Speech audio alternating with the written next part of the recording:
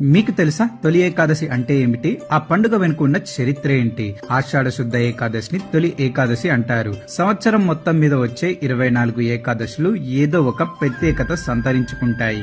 ఏకాదశి అంటే 11 అని అర్థం. మనకు ఉన్నటువంటి 5 జ్ఞానేంద్రియాలు, 5 కర్మేంద్రియాలు, వీటిని పనిచేయించే అంతరేంద్రియం అయిన మనస్సు కలిపితే 11. ఈ 11 ఏకోన్ముఖంగా పనిచేసే సమయమే ఏకాదశి. అయితే ఈ రోజు నుంచి 4 నెలల పాటు విష్ణుమూర్తి పాలకడలి మీద నిద్రిస్తాడట.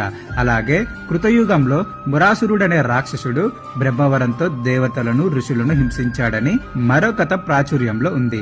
ఆ రాక్షసుడితో శ్రీ మహావిష్ణువు 1000 ఏళ్లు పోరాడి అలసిపోయి ఓ గుహలో విశ్రాంతి తీసుకుంటుండగా శ్రీహరి శరీరం నుంచి ఓ కన్య ఆవిర్భవించి ఆ రాక్షసుడిని అంతం చేసిందట.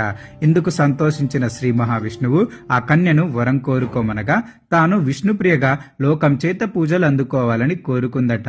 నాటి నుంచి ఆమె ఏకాదశి తిథిగా వ్యవహారంలోకి వచ్చింది.